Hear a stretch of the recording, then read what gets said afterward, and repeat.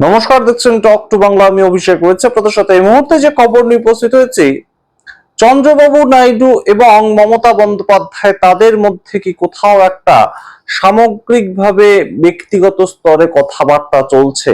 তার কারণ এই মুহূর্তে যা মেজাজ দেখাচ্ছেন চন্দ্রবাবু নাইডু, তার কথাবার্তা, তার আচার আচরণ দেখে কিন্তু অবশ্যই বেশ খানিকটা অন্যরকম একটা চেহারা ধারণ করছেন তিনি, সেটাই মনে হচ্ছে। এবং আপনাদের মনে রাখতে হবে, চন্দ্রবাবু নাইডু তার 16 জন এমপি কিন্তু এখনো রীতিমতন সঞ্জীবনীর মতন কাজ করছে মোদী সরকারকে টিকিয়ে রাখার জন্য লোকসভায়।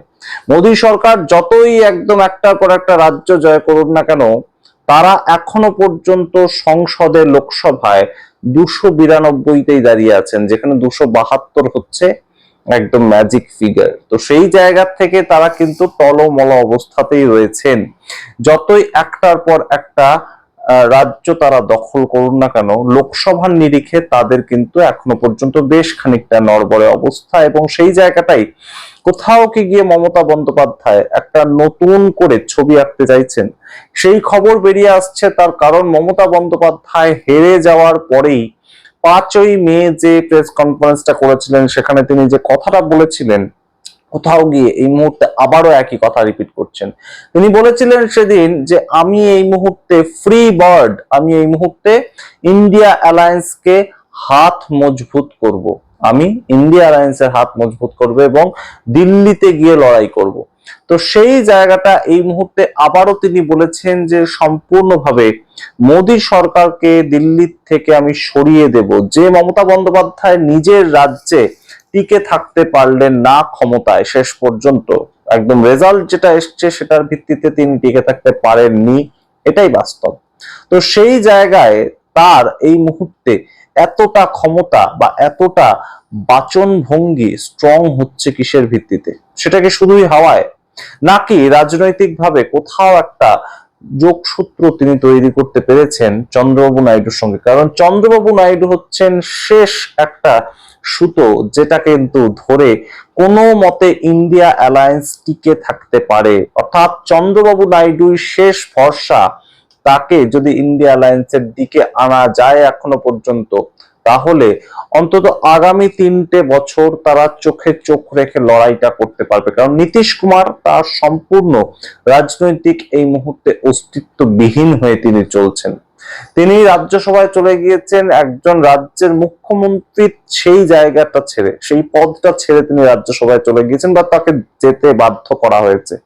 তো সেই জায়গা থেকে তার আর খুব একটা ভবিষ্যতের কোনো ঠিক নেই এই মুহূর্তে রাজনৈতিক ভাবে অন্তত। তো সেই জায়গা থেকে চন্দ্রবাবু নাইডু, তার যে মেজাজ, তার যে আচার আচরণ, সেটা কিন্তু খুব একটা সুবিধে ঠেকছে না কয়েকদিন ধরে। এবং সেটাই কিন্তু এই মুহূর্তে সবচেয়ে বড় খবর। আপনাদের সামনে রাখবো পুরোটা বিস্তারিত। তার আগে অবশ্যই টক টু বাংলা ইউটিউব চ্যানেলকে সাবস্ক্রাইব করতে ভুলবেন না। আপনাদের এই মুহূর্তে জানাই, চন্দ্রবাবু নাইডু 4 তারিখ রেজাল্ট বেরোলো, সেদিন একদম সরাসরি আমরা দেখতে পেয়েছিলাম যে মোদী সরকার রীতিমতন আনন্দিত। নরেন্দ্র মোদী ধুতি পাঞ্জাবি পরে তিনি একদম প্রেস কনফারেন্স করেছিলেন। প্রেস কনফারেন্স বলতে একদম ভাষণ দিয়েছিলেন।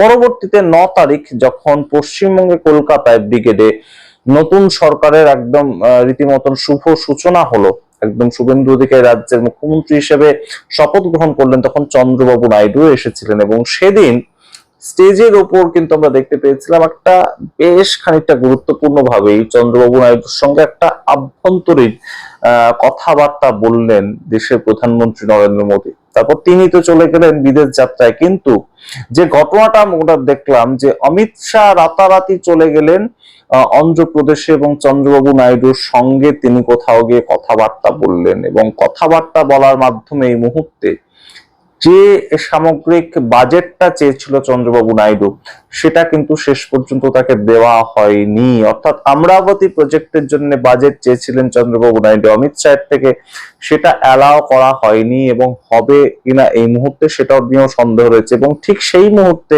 মমতা বন্দ্যোপাধ্যায়ের যে কথা, আমি দিল্লি থেকে মোদীকে সরাবো, তিনি নিজের রাজ্যে হেরে গিয়েছেন, সেই ভদ্র মহিলা কিংবা সেই নেত্রী কিভাবে এই কথা বলার সাহস পান, সেটা তো অবশ্যই ভাবতে হয়। আপনাদের মনে থাকবে নিশ্চয়ই যে ইন্ডিয়া অ্যালায়েন্স যখন তৈরি হয়নি, তার আগে ইন্ডিয়া অ্যালায়েন্স যখন তৈরি হয়নি 2019 সালে রেজাল্ট বেরোনোর আগে চন্দ্রবাবু নাইডু কলকাতাতে এসেছিলেন মমতা বন্দ্যোপাধ্যায়ের সঙ্গে দেখা করতে।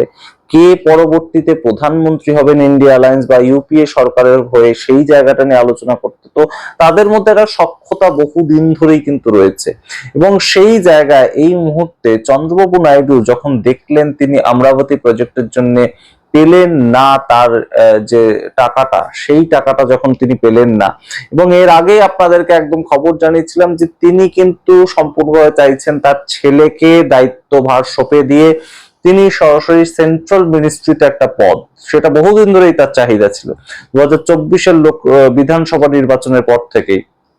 কিন্তু কোনো মতেই সেটা যখন তাকে দেয়া হচ্ছে না, লোকসভা নির্বাচনের পরবর্তী যখন মোদি 3.0 সরকার তৈরি হল, তখনও তাকে সেটা দেয়া হচ্ছে না।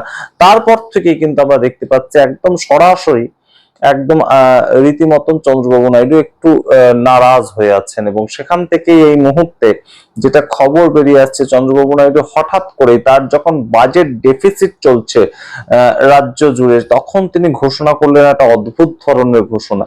তিনি অন্ধ্রপ্রদেশের যাতে জনসংখ্যা বৃদ্ধি পায় সেই জন্য রাজ্য সরকারের তরফ থেকে একটা ঘোষণা করেছেন। আপনারা শুনুন যে 3 নম্বর বাচ্চা যখন হবে কোনো স্বামী স্ত্রীর, তখন তাদেরকে রাজ্য সরকারের পক্ষ থেকে 30,000 টাকা দেওয়া হবে, এবং চতুর্থ বাচ্চা যদি কারোর হয় স্বামী স্ত্রী, তাদেরকে রাজ্য সরকারের পক্ষ থেকে 40,000 টাকা দেওয়া হবে।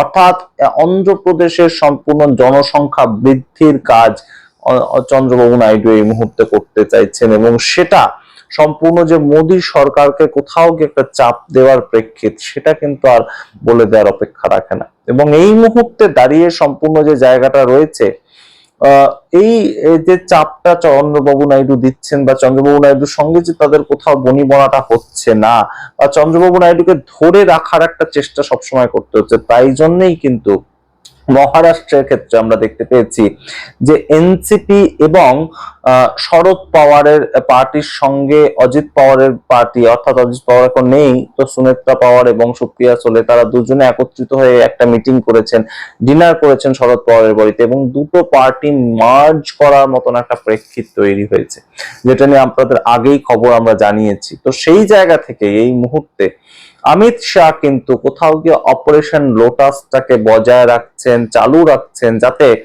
অন্ধ্রপ্রদেশের যদি কোনো ধরনের কোনো সমস্যা হয়, 16 জন এমপি যদি হঠাৎ হাতটা ছেড়ে দেন, তাহলে সেই ক্ষেত্রে যাতে হাত ধরাবার মতন অন্য কেউ থাকেন।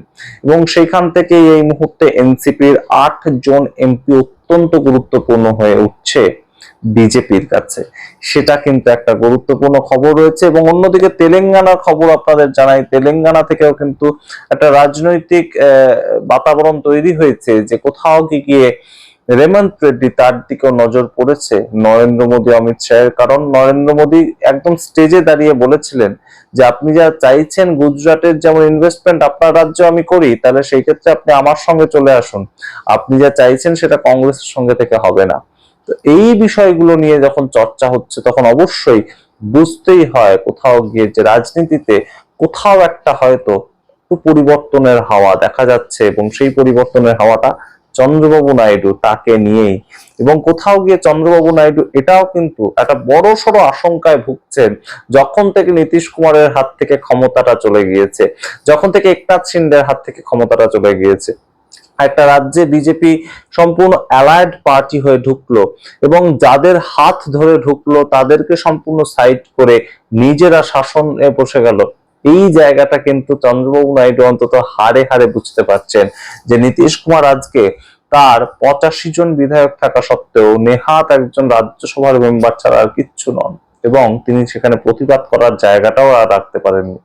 সেই বিষয়গুলো কিন্তু অবশ্যই চন্দ্রবাবু নাইডু ওয়াকিবহাল থাকবেন এই মুহূর্তে, এবং নারা লোকেশকে তিনি মুখ্যমন্ত্রীর চেয়ারে বসাতে চাইছেন। তাই ইন্ডিয়া অ্যালায়েন্সে একটা শক্তি হিসাবে 16 জন এমপি নিয়ে সম্পূর্ণভাবে মমতা বন্দ্যোপাধ্যায়ের উদ্যোগে তিনিও উঠে আসবেন কিনা, সেটাও কিন্তু একটা বড় সড়ো এই মুহূর্তে চর্চার বিষয় হয়ে উঠেছে। আপনাদের সামনে রাখলাম পুরোটা, আপনারা আপনাদের মতামত কমেন্ট বক্সে কমেন্ট করুন। দেখতে থাকুন টক টু বাংলা। রাজনীতিতে সমস্ত কিছুই সম্ভাবনা, এবং সমস্ত কিছুই সম্ভাবনার উপর ভিত্তি করে আলোচনা। তো সেই আলোচনা আপনাদের সামনে রাখার চেষ্টা করি। আপনারা বহু ধরনের বহু কমেন্ট করেন অবশ্যই, কিন্তু বিভিন্ন রাজ্যে যা হচ্ছে, যা হবে অবশ্যই আপনাদের সামনে আমরা প্রতি মুহূর্তে তুলে ধরবো। যদি হয় সেটাও তুলে ধরবো, যদি না হয় সেটাও তুলে ধরবো, সমস্তটাই তুলে ধরবো। এবং তাই জন্য টক টু বাংলা ইউটিউব চ্যানেলকে আপনারা কাইন্ডলি সাবস্ক্রাইব করুন, এবং অবশ্যই আমাদের ভিডিও ভালো লাগলে, আমাদের কথা ভালো লাগলে, অবশ্যই আমাদের বিশ্লেষণ ভালো লাগলে আমাদের জয়েন এবং থ্যাঙ্কস বাটন ক্লিক করে আমাদের সাহায্য করতে ভুলবেন না। ধন্যবাদ।